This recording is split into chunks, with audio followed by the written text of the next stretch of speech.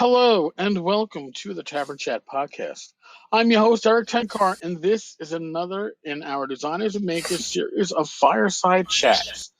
Today, we have none other than Alex Kammer, probably best known for the Gamehole convention, amongst other things. Alex, welcome. Thank you very much. It's a pleasure to be here. This is going to be a fun time. I've met Alex a number of times thanks to various conventions, but it's the first time we're actually getting a one-on-one, so that's kind of cool. For sure. You know, we've certainly chatted before, but this will be, I'm looking forward to it. Cool. All right. Well, Alex, I don't know if you've listened in on prior podcasts, but I have 5 questions that I ask pretty much of everybody. It allows us to get a little background before we venture off the beaten path. And I'm going to ask you generally the first question I ask everybody: how did you get involved in RPGs? What was your first experience? Yeah, the first was when I was about 11 years old, and I grew up in rural Wisconsin. For those who are sort of orienting on the map, about an hour and a half north of Madison, sort of in the middle of nowhere. And I ventured across the highway. At one point, we lived on kind of a busy road, and there's some neighbors that are over there, and they were antique collectors. And he always bought all kinds of cool stuff. You know, like, I remember he gave my little brother Batman number 100, you know, like a really valuable comic. Yeah, cool stuff like that. And he had a box, a game that he and his wife were tinkering around with, and he showed it to me. This is an older guy, I mean, my dad's age, my parents' age. Right. And in retrospect, I realize now it's the Holmes Basic box. But he was talking about it. He said it's pretty complicated. You know, you have to be sort of, what an elf does and what this is. I'm not sure if I really like the game, and I just sort of filed that away. I didn't, I just remember the experience. But then a year later, I went to our local department store, and it's called Value Village, long gone, long deceased. But in going through the aisles there, I remember seeing so clearly a 4-panel cardboard prop up, and in those 4 panels were the 4 hardbound D&D books: Deities, Players, Monster Manual, and DM's Guide. And I look at them, I said, I can't even believe what I'm looking at. I mean, what the hell is this? This is unbelievable. And each book was $15, and I thought, holy shit, I've got to mow a lot of lawns so I can buy these books. And so I did. I bought them all. It took me most of the summer to earn that much money and buy them. And I was 12. This is 1982. Right. And they were great. I mean, looking at them, they're pretty inscrutable, for a kid that age with no guidance. And then so a buddy finally, in a couple of years later, in middle school, we played that probably at that point was the Mensner Red Box, and we played one-on-one Keep on the Borderlands. And so that's where it launched from there. All right, so you like many of us, you got started with some amalgamation between first edition and basic. Yeah, which is always interesting. True. Yeah, because for lines that were considered pretty separate by Wizards of the Coast, oh my God, TSR. It's amazing how, as gamers, we pretty much use it interchangeably. Yeah, I mean, now that I've, I'm a slightly more sophisticated individual looking at that, they're very, I understand where TSR is coming from and why they're developing those lines. There's some legal reasons, there's some financial reasons, but yeah, absolutely especially to some kids, Jesus, the logos looked a little different, but that's about it. Yep. So. I mean, I still remember, I started with AD&D about 1980, 1981, and I remember being introduced to Dungeons & Dragons Basic, and I was like, oh, I can't play Basic because it's kids' game. I was like, probably 12, 13 myself. I got to play the advanced game. But I would play all the basic D&D modules interchangeably with my AD&D rules because they were pretty much interchangeable, except the AC was off by 1. Mm-hmm. Yeah, exactly. That just shows sort of primitive marketing at that point, the way they labeled those games. they weren't really thinking about that exact reaction that you had, because I had the same. It's like basic game. I got these cool hardbounds. Why am I going to step back into that? Right. And given how awesomely nuanced and wonderful the basic rules are for a lot of, and why they have such a strong following to this day, because they're a great rule set.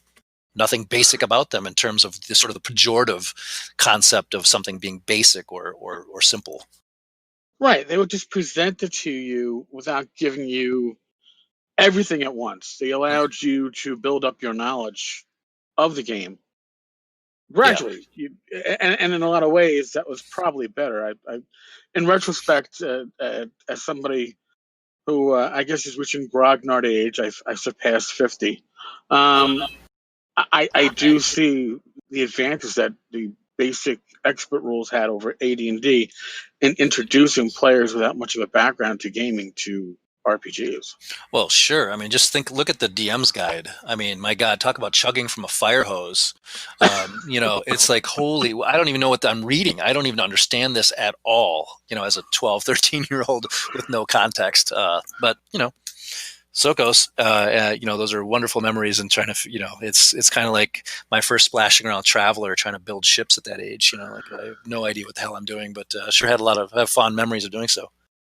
Oh, I spent more time with Traveler rolling characters and seeing if I could get them, like, I don't know, well skilled and yet alive at the end of the character generation. Trying to build ships with those original rules. Oh, I gave up on that real quick. Yeah, I get you. So yeah, that's my. I still have my original books. They form the cornerstone of my collection, which is kind of one of my jams these days. Amassing the stuff that I have. So I can tell you that the Player's Handbook that I bought back in 1982 was a 6th printing Player's Handbook. It still has my looping Alex Kammer signature back in whatever grade that was, which probably 7th grade. So yeah. Yeah, and that's something that you remarked on. It's interesting. I think everybody I know who gamed in the early and mid '80s signed their game books. Yeah, or put a book plate in them. That was a kind of a popular thing back in those days too. But yeah, I don't know what we were worried about. Someone. Yeah, because trust me, I could tell my Player's Handbook from anybody else's just looking at the wear on the cover and the little scuff marks. I didn't need to look in and see whether I signed it or not. Yeah, it comes from the school of thought of labeling your mittens. Maybe, I don't know. Oh, geez, yeah, I guess you're probably right. All right, so now we know what brought you into gaming. Today, what is your go-to rule system? I'm playing a lot of 5e these days. I play lots of different things, but if I had to, the game I've played the most over the course of my life has been AD&D 1e. But these days I play a lot of 5e. And I like it. It's the most recent iteration of D&D, of course, and it's also the best one for me at least, since Second Ed, which I really liked. First Ed, people make distinctions between 1 and 2e. I really don't, particularly especially at this point with this long of a lens looking back. I played a lot of 1e, 2e, and there was crossover, and I don't know what I was playing when, some sort of hybrid for a long time. But 5e is is my game now, because it's much more like 2e than it is Pathfinder or 3.5 or 4 for me. So that's what I'm playing, and that's what I'm writing in. I do a lot of authoring in 5e, and it's a great system to write in. I enjoy it. Yeah, I've noticed a lot of your recent stuff has been in 5e, and I know going from 1e to 2e didn't really seem like you were changing systems all that much. It felt in a lot of ways like they were just taking the 1e system and maybe taking it up to 11. The splat books kind of got out of hand, but we played more 2e than I think anything else. Yeah, you know, named after. it cleaned up some wonk that was in 1E from my perspective, you know, and geez, there's the last thing in the world I'm interested in is anything that resembles an edition war. You enjoy whatever your favorite flavor of ice cream is. You do it, you enjoy it to your heart's content. But for me, 2E answered some questions which I had about 1E, and that is like, for example, where cleric spells actually come from. You know, how does that Oh yeah. work? And I love that we had you know the how that worked, how we had an explanation. I said, oh, okay, this is based from your deity, and they have schools, and you know, it made much more sense to me. You know, I joined the criticism that most people have of renaming some of the classes things that didn't need to be renamed, but you know, again, it was more. There's more good out of 2E than bad for me personally. Well, like you, I mean, I played 2E right up and until third edition release. So of course, that corresponded with me not gaming for I don't know, close to 10 years anyway. But it was 2E. The only, in my opinion, the only bad aspect of 2E was once the splat books got beyond the first 4 or 5 splat books. Once we started getting to things like the complete book of elves that was never play tested, and they admit it, and things like that, where as a GM suddenly you couldn't trust what was being put out by your game publisher to be balanced. I never had that experience prior to that, or at least I Yeah, never realized I did. And yeah, then no. you're like, no, you can't be a blade singer, but it's in the book. You can't be a blade singer, but why? Yeah, I agree. At least for me, that was sort of self-limiting because I was in college at that point, and I didn't have enough money to buy all that crap anyway. So I was pretty, I was, you know, gosh, what are they called? The player handbook Yeah, extensions. Yeah, complete player's handbook, there you go. That's right, the the CPHB. completers. Yep, When- eh, those I acquired much later in life. You know, so you know that never. But I can see that to drop those things in the middle of a game. Sheesh. Yeah, well, and I'm gonna give you a little background on the reason why I had a complete collection of that, or at least complete when I ordered it from the mail order hobby shop. I ordered it from the mail order hobby shop. I think the complete book of fighters and a poster.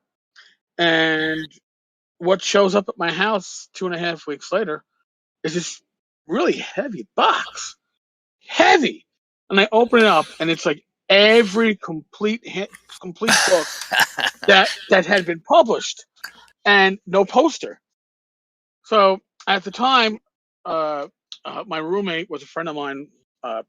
We were friends since elementary school, and he was in law school at the time. And I'm like, dude, they sent me everything but one thing they ordered. And he goes, "I'll until they ask for it, just don't bring it up to them."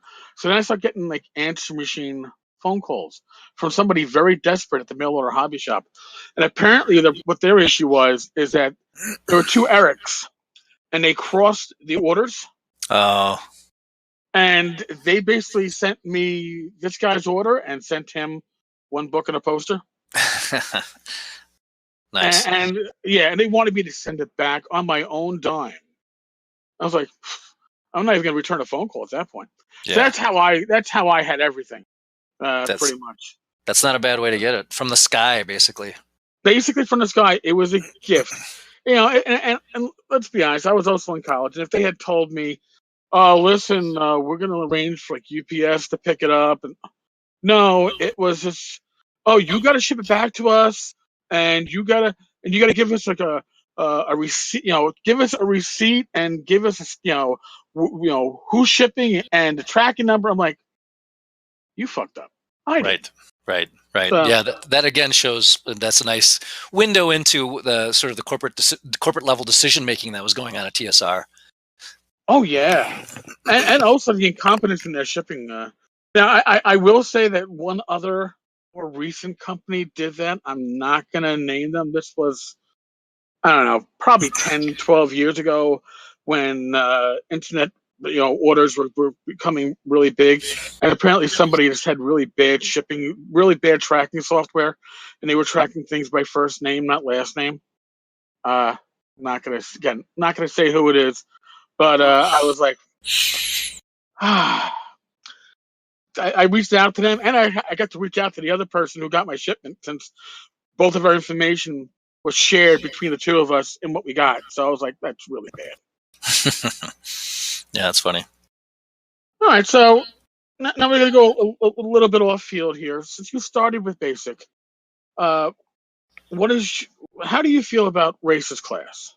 We don't see it in modern games per se, but how do you feel about it? How do I feel about what? Race as class. Oh, race as a class. Yep. It's. I don't really have strong feelings about it. It is one of those things that if it is defined as a thing when you sit down with an understanding going in that's the way it is, I'm fine with it. I certainly not one of these people who rail against it or think it's gospel. But I've played in those games, and I think it's okay, but it's hard for me to go back playing, from playing an elven mage and an elven fighter and a halfling thief or whatever, than to go back and be an elf. Conceptually, it was hard for me. I certainly don't have any problem with it, but it's just not my jam. And I certainly recognize the historical importance of it. But again, it doesn't make its way into my sundae of ice cream as my favorite flavors. All right, I'll accept that. That fits well. All right. So here's our next gaming related question. And it's going to be, where do you stand on Save or Die? Not the podcast, but the mechanic. Mm-hmm. Mm-hmm. I think it's God. I've been on the wrong end of that a lot of times. So it'd be hard for me to be. Yeah. So it'd be hard for me to be against it as a concept. I think it's one of those things that is it's really in the hands of a good DM to be doled out in moderation, and only it can be overdone, and it can be overly punitive. Of course, it's a. Oh, yeah. And so that's if it's well done, and especially if it is as a result of a decision a player made, not just seriously like a spike from the sky. If it's something that you have taken a affirmative action, and that has brought you against something that maybe you had the choice of avoiding, I'm much more okay with the save or die than sort of the just because that some of the noteworthy older modules had that just struck me as being just unfair.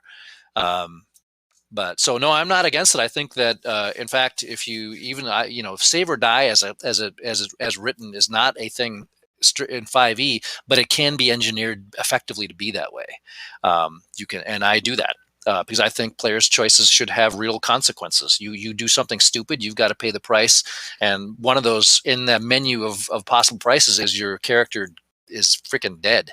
So I'm not one of the people that is pro nerfing the game. Yeah, you're pretty much like me. Like, if the player has, like you said, a choice, like that the big MacGuffin is at the end. That what decisions you make are going to have an impact. It's not unprotected. Yes, you could expect maybe a trap that could be save or die, but that random trap in a hallway where you step on a loose tile and all of a sudden it's a save or die spell. Mm-hmm. Yeah. I agree with you. As a former law enforcement officer, you're probably familiar with the concept of actus reus, an affirmative action. If that's so if there is the mens rea, or the mental element of committing an act, then the consequences that flow from that act. Okay, but again, yeah, right. Your analogy, your example is a perfect one. That you're just rolling down the hall without something obvious that you probably should have missed, that took a really high. Like, for instance, back in the day, only certain characters could even see or perceive that plate in the floor, and you don't happen to be that right kind of character, and then you die. I mean, that's I'm not cool with that. If you have a dwarf in your party, it will have a chance of detecting it. However, without a Yep. dwarf, it's like, Yep. oh, come on. Yeah. And also, like you said, it's like spice. A little spice goes a long way. A Hmm. lot of spice can ruin a meal. Yep. It can, and a little save or die, keeping your players on their toes is great. But with the save or die around every corner, then you've taken away uh, not just their ability to have an impact, but you've taken away pretty much the whole story. It's Hmm. just gonna be random life or death. That's not the point to gaming. It should be your players' decisions. Obviously there's a randomness to it, but Hmm. your players' decisions should have a large impact on how an adventure goes. Sure, Uh, sure. And also, when we ran games and there was a save or die or save or really bad consequences moment, we were not in lockstep with the tables in, gosh, in the DM's guide necessarily. We'd alter those based on circumstances. yep. If you took steps that were intelligent, you could have a lower bar, a easier threshold to make that save. Um, and because that just seemed to make sense. And I think a lot of us did stuff like that. Yeah, and it's funny because when we did that back in the 80s and the 90s, we really didn't call it house ruling. It Mm, was, you know, it was maybe it was unique to your campaign or to your game group, but it was never considered a house rule. It was considered common sense. hmm. This makes the, you know, especially when we started playing games like Rifts, you realize that if you didn't make common sense decisions, the game would just stay broken. But Right, right. you're right. We all did that. Now we codified as well. These are the house rules. They're listed here, Hmm. and we didn't bother with that back then. Yep, yep, yep. All right. Well, here's the final question before we start hitting the sandbox aspect of this. You came into gaming as a young teen. What would that young teen think if they could see how you'd be involved in the hobby at this point in your life? Well, it's funny you asked that because I shit you not, here's been my week. I, on Tuesday, went to my daughter's fifth grade class and I gave a slideshow presentation of the art in my currently being kickstarted book, which is the art in is just spectacular. And the purpose was to show these cool images and also to talk about how art goes from words that came out of my brain onto paper through several different hands and the different iterations an image can have, and as you see the final result. So it's kind of talking about the art process. Right. And the kids were unbelievable. I mean, this is just, this is like sugar crack to them, talking cool dragon picture, all this kind of cool Yeah. images. And they more and more, including her teacher, were asking about the game. How does the game work? And there were awesomely like 4 or 5 kids who were this is fifth grade again, very Right. conversant with D&D. They knew a lot about it. That would never have happened. I was the one kid in my class. So first of all, there are that many kids that are in that class that knew it. So the teacher at the end, she goes, we had about 20 minutes left. She said, "Hey, can you just run a game for some of the kids?" And I said, Wow. "Wow, all right. So here we I can, yeah, let's do it." So we sat down on the floor. She picked 6 kids. All they had are some 6-sided die, and I just had the kids sitting around me in a circle. The rest of the class crowded around me, including the teacher. And I just said, "Hey, what you have to decide if you're going to be a human or not, and what they do for a living." And I gave some examples, and they picked, sort of fighter cleric kind of thing. Right. And then basically I did a very simple scenario of you're trying to get past 2 guards, 2 hostile monster guards. What are you going to do? How are you going to do it? And just listening to them, first of all, come to the realization that this is a cooperative game, not we charge them and kill them. No, what are you actually going to do? How these kids are working it out. And then I used the dice rolls, 1, 2, 3 as negative with varying degrees, and 4, 5, 6 as positive, and I just storied what the results were, and it was great, and the kids freaking loved it. So that was Tuesday. Wednesday, I got asked to go out to a local high school to judge a board game design contest because they have a freaking board game design class in high school. That is awesome, man. I would have killed for that. I know. I was telling these kids, there are a couple other industry folks with me, and my first, we did a panel afterwards where they're asking questions. I said, "First of all, kids, and I didn't say kids. First of all, guys, you got to be effing me that you get to do this anyway. Here you are. You've been here from 11 a.m. to 2 p.m. screwing around with us, talking about board game mechanics in high school. That is insane. That is completely inconceivable to me. So anyway, if my 12-year-old me or 13-year-old me or 15-year-old me could see that I'm writing D&D books, that I've got a massive D&D collection, I've got this unbelievable game room above a pub I own where I house my collection, that I run this convention that people think is great, and I'm just so humbled by that, and I get to go to conventions and meet all kinds of other cool gamers. I know literally thousands of gamers all around the world, because we share this passion in common. This kid wouldn't believe it. That would be just stunning, and it should be, because it is stunning. It's an amazing thing how D&D has fundamentally affected my life and the trajectory and what I'm doing now as I approach my years of trying to figure out what I want to do when I grow up. Well, So there you go. that is, as you put it, how D&D has affected your life, has brought you to where you are.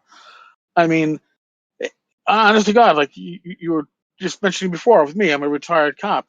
I remember being a rookie out in the South Bronx and back in '97, and I had this screwed up situation. I was on a foot post and I had to handle it, and I didn't know what to do. And I told myself, "Oh well, you know what? Screw it. I'm going to role play a police officer and figure it out that way." Mm. And it's amazing how that worked. Mm-hmm. It's like I am a cop, but I'm going to role play one, because you can take a step back kind of when you do that and get an outside perspective. And I was like, that actually worked, Mm-hmm. huh? Mm-hmm. And D&D has certainly given a lot of confidence to, I'm sure, myself and others. I mean, before I was a cop, I worked retail. I sold electronics, TVs. There's no way I could have gone up to strangers as the me who never played D&D and interacted and built rapport, which is what you do when you're in gaming groups and even at conventions and playing with strangers. You make those connections, and you're able to put any of the shyness or other stuff aside Yeah. and step into it. And that's really a skill that D&D gave me. I completely agree. It did a couple of things for me. First of all, it galvanized my nerddom and gave me an interest. It was a gateway drug, quite frankly, to fantasy literature, and into literature more broadly, and thereby scholasticism. I became a book guy because of D&D, and then because I was a reader, I was good at standardized tests. I was good at Yep. school. Then I became a lawyer. Later in life, I was a history major. I was going to go get a PhD in comparative revolutions until the wall came down. But so I changed course and ended up going to law school. And again, law school was, I was going to say it's easy. I had to work, but I got it. It made sense to me. I got the, it was not. I was ready for it, and so it's axiomatic for me. And then, the part that you're talking about, the socialization piece of it, of being to picture yourself as someone else, is a very healthy undertaking for everyone, because really that's really the basis of empathy. In a lot of ways, Yep. that is picturing yourself as someone else in different circumstances. It's just a very healthy exercise anyway, and then being able to pretend to be that different person, and to speak with that person's voice is a wonderful experience. And I think that's why we're seeing so much more role playing, D&D and others, in classrooms, especially with kids who are having difficulties, because they can step outside of themselves and then engage the subject matter from a different angle. And it has had profound impacts on kids' lives, and look at us. I mean, we're just talking about a couple old farts like us kicking around when it wasn't, there certainly was no, it was never launched with that design and with that goal in mind. This is just, that's just sort of how it worked out. So I think it's just the greatest thing. I love gaming. It's just it's a tremendously great thing. And I'm so delighted that my kids are into it. And that there's so many, that the hobby is in such a robust and healthy state. I just love it. Oh, God, yeah. Now, my son just turned 26 yesterday, not into gaming at all. His fiance, she plays on Fantasy Grounds. She's played some 5e, but for him, it was always he's of the generation that things have to be graphical and they have to it has to be video gameish for you Mm. before it becomes cool. But my niece is 8, and since she turned 6 when she saw Swords and Wizardry Light. When I got an advanced copy of it, she grabbed it out of my hand at 6 and told me, "Uncle, you wrote this for me." I did. You wrote this for me because I can learn to read 4 pages. You can teach me that I can play D&D. And when she turned 7, she told me that when she turned 8, she'd be old enough to go to gaming conventions, which I wasn't going to tell her no flat out. But now that she's 8, she's told me 15 is a better year. So when she's 15, she'll be old enough to enjoy conventions. But she is into it. She understands it. All my Dwarvenite, which I never use, just sits in boxes with me, and now I'm giving to her, and I get pictures every couple of days from her mother's cell phone of the latest part of town that she's built, the latest dungeon. She gets it. Mm. She gets it, and That's cool. it's just a beautiful thing to see. And hearing that you were a history major, I find that a lot of us were history majors. At least those of us that have gone on not just to game, but to go a little bit beyond it in the industry, whether it's blogging or writing or uh, running conventions. The people that have history majors seem to have a wider background in obviously history, and it seems to carry over into gaming where you just kind of stick with certain aspects of it. Um, I am the only one in my college group that I guess didn't take uh, a business through profession straight out of the box, Mm. and I was also the only one with a history major. Everybody else took majors that were business related, accounting. I just happened to really enjoy history, and I'm glad because it gave me a very wide background that would be applicable to a lot of different professions, Mm-hmm. as opposed to others where sure, good, do well in your accounting, you're going to get a job, maybe, in case of one of my friends, he's working with Bank of America as a vice president at this point, but I wouldn't give up my history degree and the background that I got from that for anything because I just think it grounded me so much in more, I guess, real world aspects of dealing with, I don't know, events, people. I just think it's just a really good major for such. Not necessarily a good major for coming out of it knowing exactly what you're going to do with it. Like you, I was going to go on and I plan on getting my graduate degree and maybe become a professor. Obviously, that didn't pan out. Yep, exactly. But so there's a lot of things I want to touch on. But being that I spent lunch at my local pub, how did you get? You actually have your own pub, and like you said, a game room above it. How did that come to be? Oh, well, life is interesting always, and it takes unexpected turns. And so for that, I'm a part owner in 2 different pubs. And it's because I have a good friend who is the operating owner, and good guy, real smart guy, real scientist when it comes to food and beverage. And he wanted some help to get a couple places open. He owns, I think, 4 or 5 total around town, around Wisconsin. And so I said, sure. And the reason was the first one, the one that you're specifically talking about, is called the Free House Pub in Middleton, Wisconsin, which is right down the road, right down the street from where I live. It's just a few blocks away. Oh, isn't that beautiful? Oh, that's awesome! And it was initially I was interested in the idea because we're going to buy the real estate. So I looked at it as I thought it'd always be cool to own a pub, but there's also this backing of looks like a good investment. So that's how I justified it. Well, the building is a Civil War era hotel. It's the oldest building in my town, and Wow. because of it, it has a lot of odd features. One of them is that it's the second story. Has extremely steep, very steep stairs, certainly not up to modern code stairs that go upstairs. As such, we couldn't have any customers up there for any restaurant purposes. And because it's a historic building, we can't change it. Okay. So as you ascend these stairs that are pretty steep, at the top there's a landing, and there are two doors. They go into two larger. These were the suites, the hotel suites. They're both 3-room suites. The furthest door goes back into the now the restaurant offices. But if you turn left, you'll see a big glass plaque that says the Gamehole on it, and a big Cthulhu door knocker, and that opens into a hallway, a 3-room suite where the Gamehole is. That's why Gamehole Con has the name it does, because my game group has been called the Gamehole for 20 some years.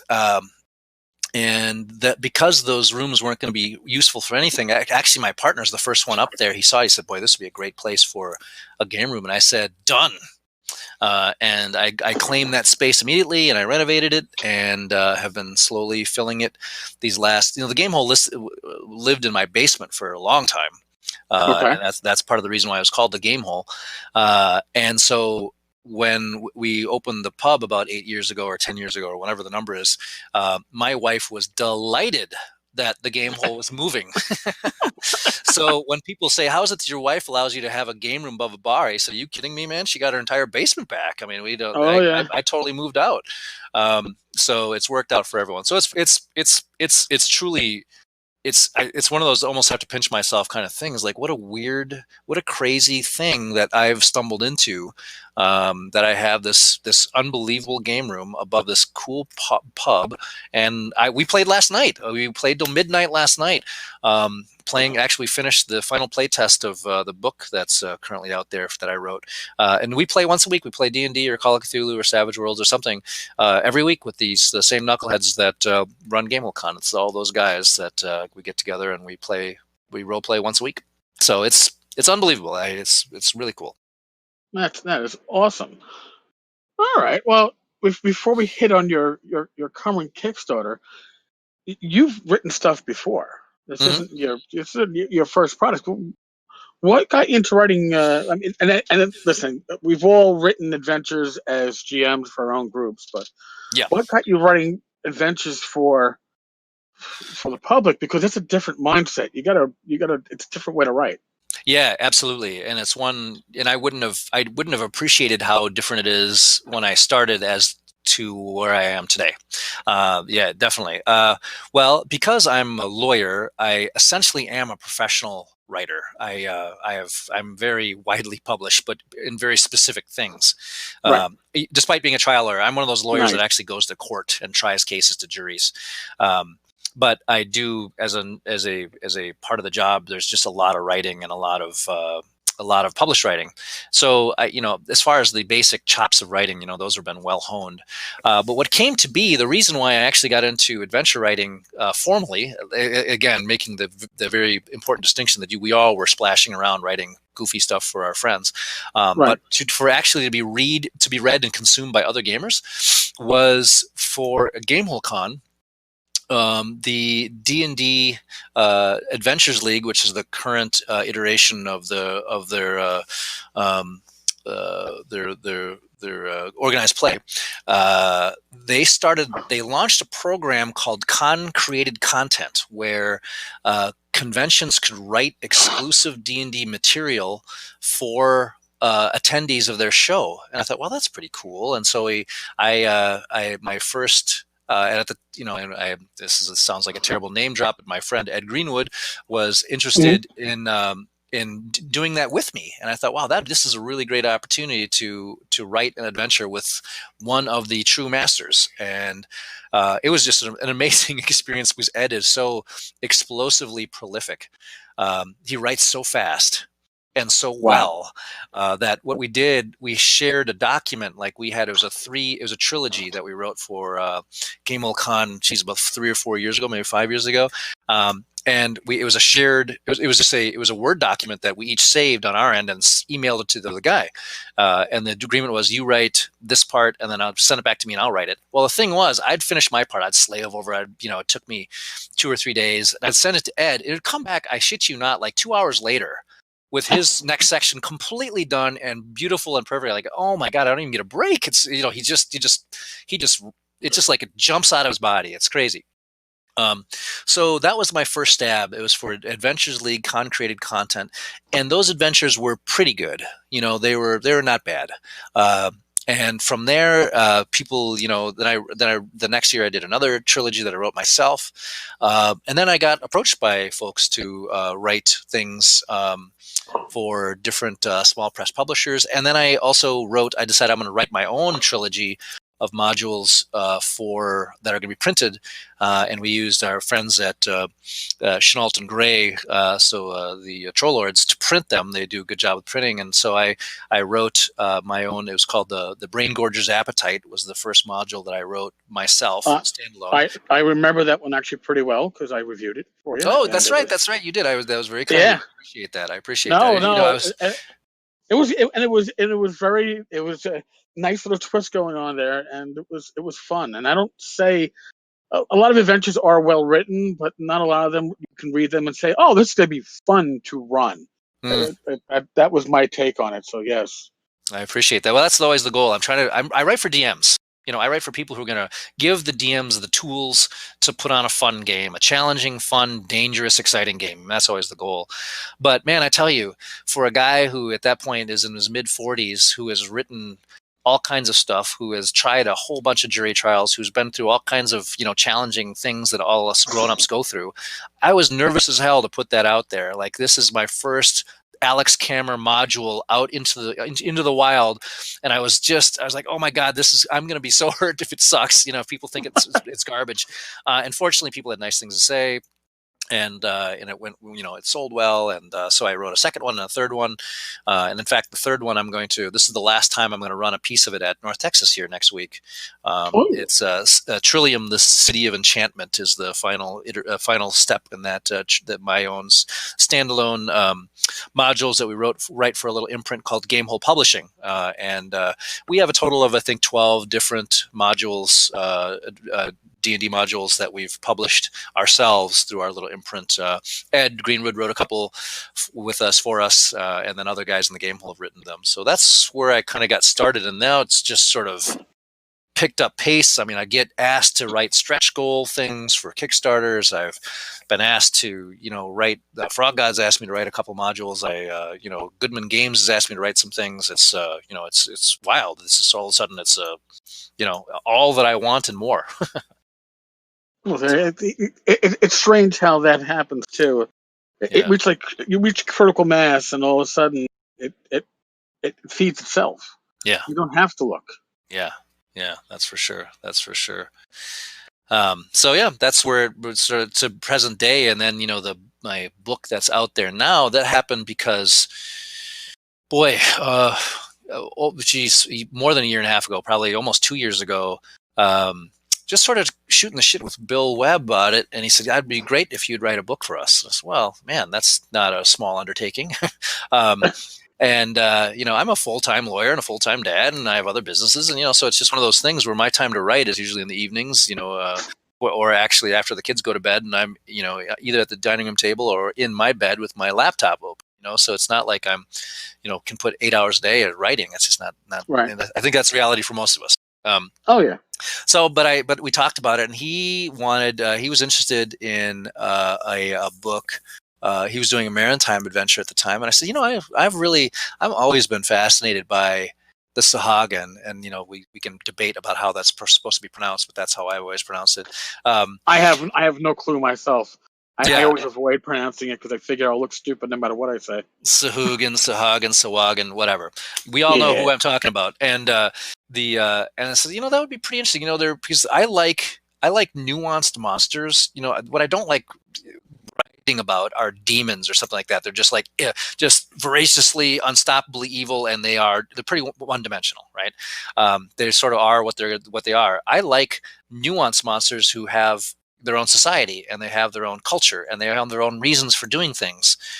They certainly can be evil, and they should be dangerous, and all those sorts of great things about that we love in D&D. But so that idea appealed to me, and so then I started kicking it around, and as of about I guess I sent my last revisions to the book to my editor just this morning. So I'm now officially really? Yeah, I've been play testing it for the last several months. It's been fully written for a while, but it's one of those things, Eric, when you write something, it's really hard to say it's done. And Yeah. I needed the Frog Guide guys to say, "Hey, Alex, pen down as of the end of the month, no more." And I needed that because I'd fuck with this thing endlessly if I were allowed to.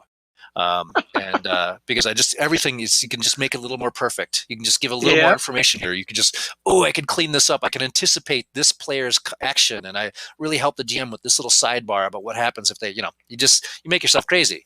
And so I'm delighted with the end result, which is Sea King's Malice, currently on Kickstarter, and I think it's a great book. Of course, I think it's a great book, but I think it's based on the reception, and players that have played it with me have been very pleased with the experience. So I think it's gonna be fun. I think people are gonna enjoy it. Well, I have it up on my desktop right now, and I think the reception from the public's been pretty good. Yeah, the Kickstarter is going great. It's not like I'm not exactly a name like Monty Cook or something like that, where you throw your name on something and it sells a ton. I accept the fact that I'm largely an unknown writer, and that's totally fine. And so there's a lot. Part of it is, first of all, the reputation that Frog God has of putting out high quality materials, high quality books. They're they're first of all physically well made. They're at least in my experience, well edited and well written. And so I think that's a big part of it. I'm drafting on their success. Right. But I think the people like the concept of what this is, and what it is a it's your characters who have been hired to engage on a search and rescue of a missing ship. And it's really, I tend to, everyone, you talk to other authors, other writers, and we all sort of find that we sort of have a type of adventure that we lean to, or tend to end up writing. Mine almost invariably, like Rain Gorger's Appetite, are some element of investigations, a mystery. That something, not everything that is what you see in front of you is accurate in what's actually happening. There's more, there are unseen actors. There are twists coming, and so that's what the Sea King's Malice is all about. Is that you start on a sea voyage that takes you to some unbelievable places that you certainly never would thought when you're boarding in Bridgeport in a civilized city, heading off to sea, where you end up at the end of the book is pretty crazy, really. And yeah, I think I'm just delighted with the way it's worked out. And then the support I've gotten from Frog God has been amazing. With Zach, just his constant encouragement, and Edwin, who's given just good advice and really level-headed editing, and Casey's done a great job with art, and all the artists that he's hired to illustrate this book. Part of the deal, I told those guys, I'm like, hey, you guys I want this book to sit on the shelf next to a Wizards 5e release and look better. Better from a standpoint of more art.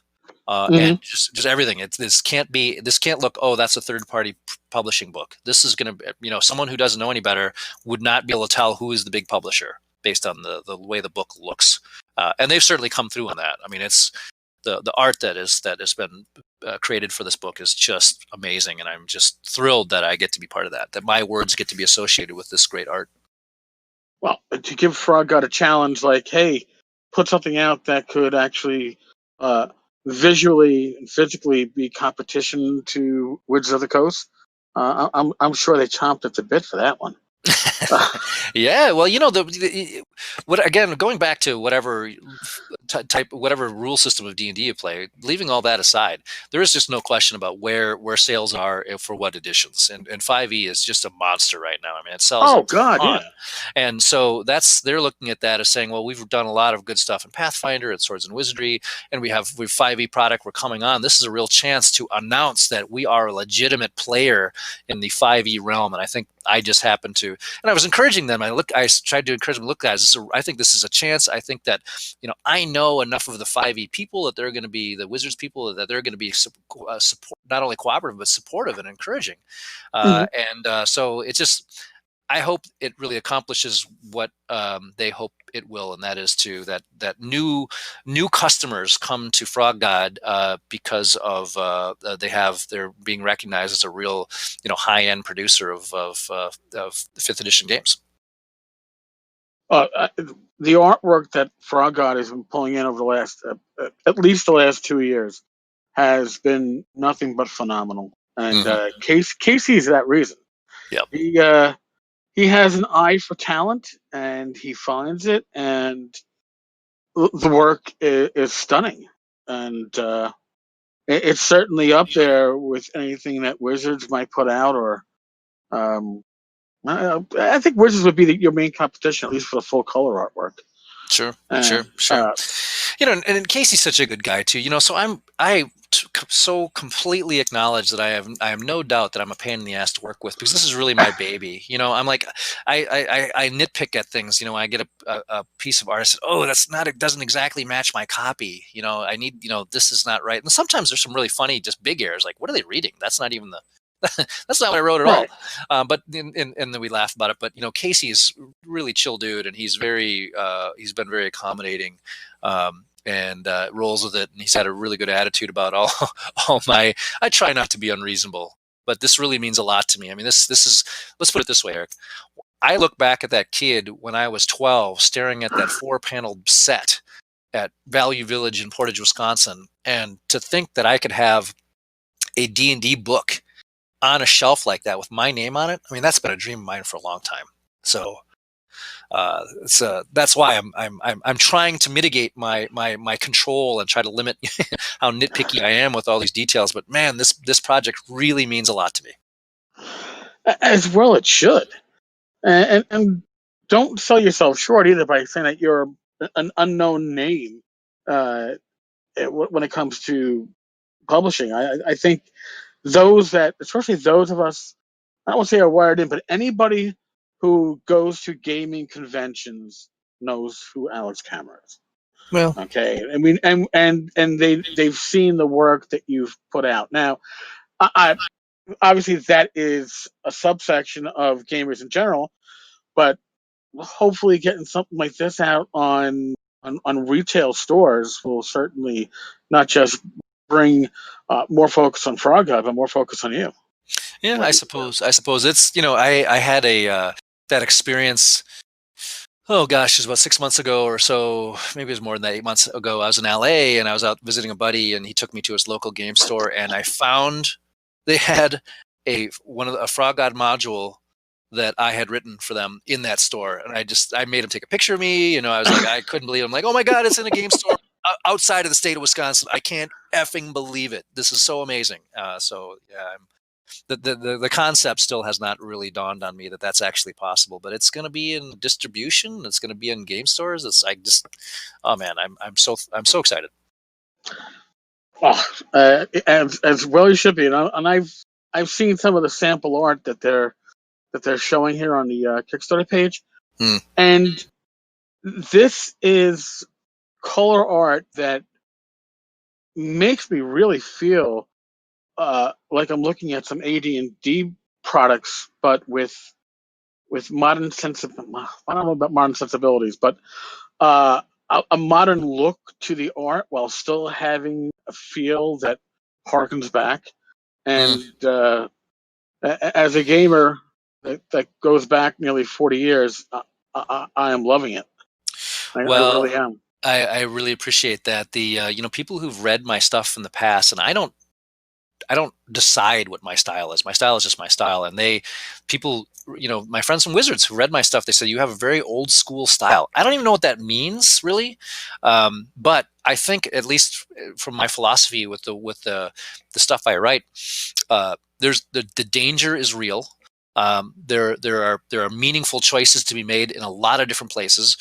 Effective role playing is a very big part of everything I write. You can dramatically change the outcomes of situations with good play, and there are the very real consequences and pretty freaky stuff. I got some pretty crazy stuff that happens in this book that you won't find in a Wizards book, because I'm not saying it's not family friendly, but it certainly goes closer to not being family friendly than the Wizard stuff, because I can, Right. I get to do that. I don't have to try to satisfy Hasbro's dictates, and so there's some stuff in my book that's pretty freaky and pretty, but not without being like Lamentations of the Flame Princess, not Well, going that direction. So because you like to be playable too at the same time. yeah. And so I got to tell you, this is a pretty funny thing. So my proofreader in everything that I've ever published in gaming is my wife Kelly. Okay. She is an unbelievably slow reader. She is meticulous. She grinds through every character and she'll find every error, and it's just, I can't even believe that she even wants to read like that. I just but she's very careful. And so this is back in February, and we're out for her birthday dinner, and I'm telling her, like, Kelly, please, you got to get this finished up. I got to get this manuscript into the frogs. They're waiting for it, and we're seriously waiting on you. And her mom is with us, and she is a Canadian expatriate, like a very prim and proper English Canadian, sitting there, and she goes, "Oh, I'm a good proofreader. Can I read your book?" And I thought, oh my God. I mean, there are psychedelic transformations that people go through, human sacrifice. I mean, there's some stuff in here, right? And I'm thinking, what am I going to say? I said, okay, what the hell? Sure, Pat, you can read my book. And so I gave it to her, and she got it back to me 2 days later, and she was so complimentary. She said, "Alex, first of all, you're such a good writer. I'm just delighted to read it, and I can't wait to play this game. I want to play this game." And this is my mother-in-law, my Canadian mother-in-law, who doesn't know anything about D&D, and she's in her mid-70s. First time she's ever even looked at anything like this. I couldn't believe it. I thought for sure she'd be like, "Well, Kelly, you married a deviant." We knew but he was no. strange before, but yeah, right. So yeah, I don't know. It's been a really interesting experience from start to finish. Well, I think that when folks say that you write in old school style, that just from my experience reading The Brain Gorger, like you said, there's multiple ways to achieve pretty much everything. There's no predestined path that tells you how to get from point A to point E. Mm-hmm. There are multiple ways to get there. The players are going to feel not just that the decisions matter, but that their decisions are dictating the way the story is going to play out, as opposed to a lot of the more recent adventures from certain companies that are more rigid in how they play out, especially when they have to end in a certain way so you can go on to the next in a series. And I think that you avoid that. And, I think that that's your strength.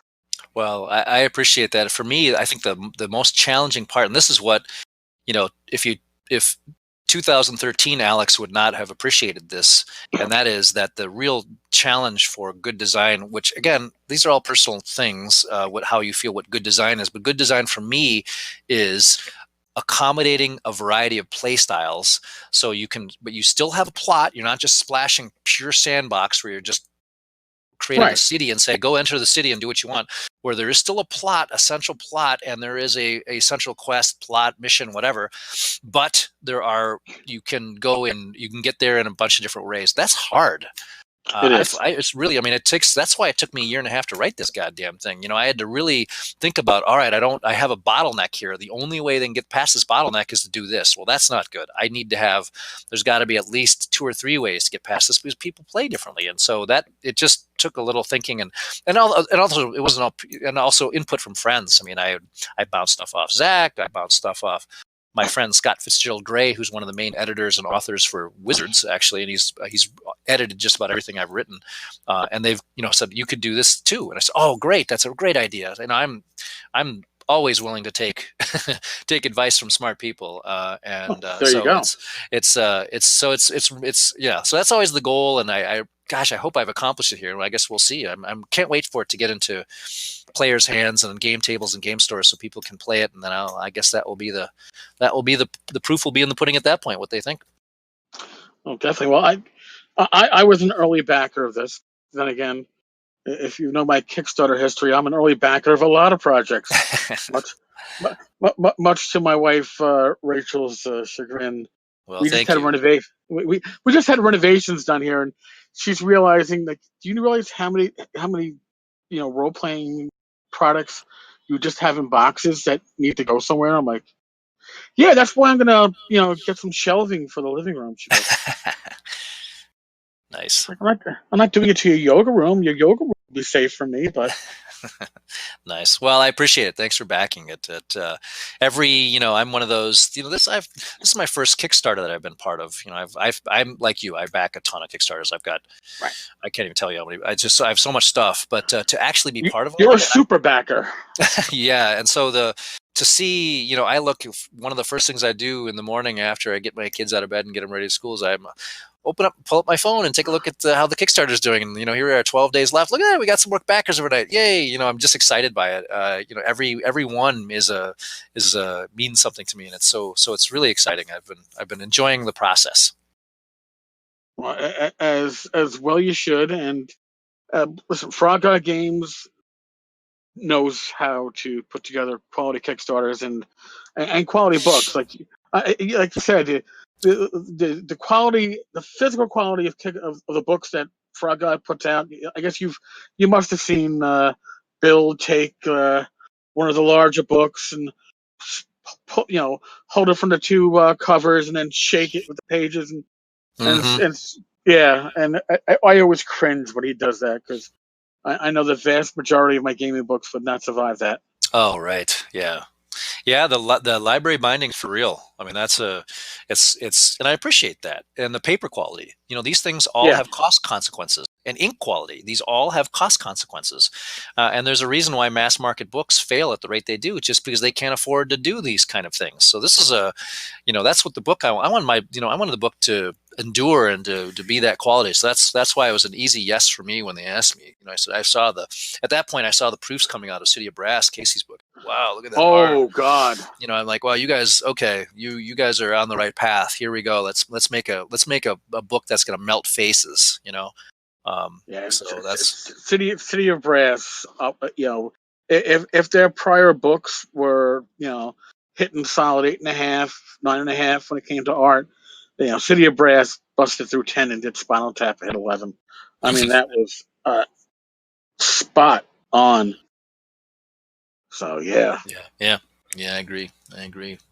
So I'm expecting more. I'm expecting even more so from yours, by the way. well, geez, that's a high bar. I certainly, Casey did a great job putting this all together, and kudos to all the guys for giving such a generous art budget. I mean, this literally is doubling their art budget. They allowed me to pick my cover artist, who's still working on it. And it's gonna be a beautiful cover. It's Elena Danner, and she's really busy right now doing all kinds of magic cards, and she's a friend from Madison, and she's really talented. And her cover is going to be released here shortly. It should be here in the next week. I can't wait to show people, and it'll still be going. That'll come out while the Kickstarter's still live. I think we have about 12 more days of the Kickstarter, so still good stuff coming down the pike here for Sea King's Malice. Very cool. Yeah. Well, Alex, man, thank you. This was good, and I'm glad we got to talk about not just Sea King's Malice, but some of your other work because you've made a name for yourself, even if you don't know it. Well, even if you don't know it. I don't know about that. I appreciate that, and it's good just to talk to a fellow gamer of the same vintage about where we came from and how similar a lot of these things are. And it's just cool. It's what a great community. I mean, it's a great time to be alive in gaming that we have. Here I'm sitting in my attic here in Madison, Wisconsin, and you're on the East Coast, and we can have this conversation. People can listen and join. I mean, that's unthinkable. I mean, imagine what that would have been like in the early '80s. I mean, this didn't happen, and so this is a great time to be a gamer. So. Well, back in the early '80s, if you made a local phone call, I think after 5 minutes it started charging you by the minute.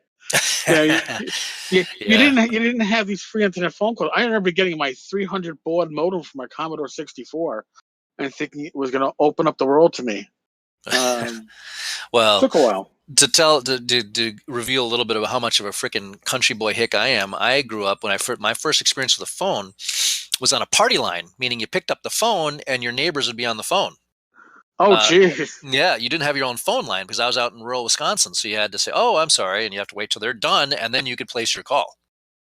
Wow. To think about that now in terms of as I look at the numerous devices arrayed on my desk with my laptop and my desktop and my phone, and oh my gosh, it's like a very different world, and it's just to the good of gaming. That just has flattened the earth so much with access to everyone. Everyone's right there, and we share games and game concepts so quickly and easily now.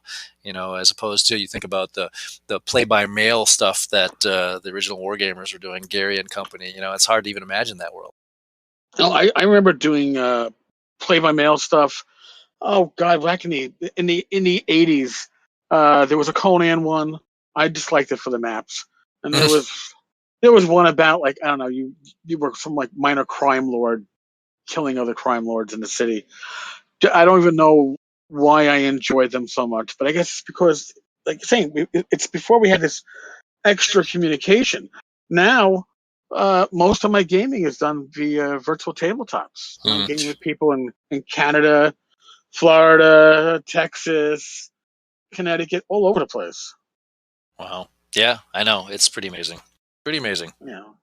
So yeah, that's what my 12-year-old me would be stunned by, just to see where gaming, and it's changed, but it really hasn't changed. I mean, you can still play your old school games and still get that same feel. Just so you can also play it now with, like, Roll20 and Fantasy Grounds. Mm-hmm. Yeah.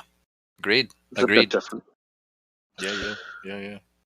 Well, Alex, again, thank you. I'm going to be seeing you next week at North Texas. Yeah, we'll definitely hang out. That'll be great. I'll pop down to Dallas next Wednesday. And thank you for taking time out of your schedule to talk to me and letting me prattle on about this project. I know I get a little overly overwrought about it. I don't mean to be emotional about it, but it means a lot to me. So I really appreciate it. This is your gaming child. You've been working yourself up to this one. This is the one you can present to not just the old school gamers and the Congoers, but this is the one that's going to go out there. How do they say it? Wide. Yep. You're gonna. It's. I can almost guarantee it's going to be very successful once it reaches retail levels and gets out there. Because, again, you don't realize it, but you've got a little bit more of a following than you're willing to admit. That's fine. A lot of us don't like to admit that to ourselves. But you do quality work. Well, thank you. And you've got a quality company putting this together for you. So those combinations should be a huge win-win. Yeah. All right, my man. Well, cool. Thanks again. And I look forward to hanging in Dallas here. Geez, in just days. I better get my stuff together here. I got to reach. By the way, I got to reach out to Zach, because apparently I'm running Teagle Manor 2 mornings, and I have yet to see any material that I'm running. So yeah, nice. That's okay. Hey, listen, I like to improv anyway. Just give me a 1-page outline, and I'll share my players somehow. Yeah, gotcha. Well, cool. All right. We'll see you then. Thanks again. You're welcome, Alex. And just so folks know they're listening, there will be a link to the Kickstarter and Gamehole Con and a few other things in the show notes for the podcast here. And again, huge thanks to Alex. And as always, folks, God bless. Be safe. Roll those dice and roll them well. And I'll talk with you all tomorrow.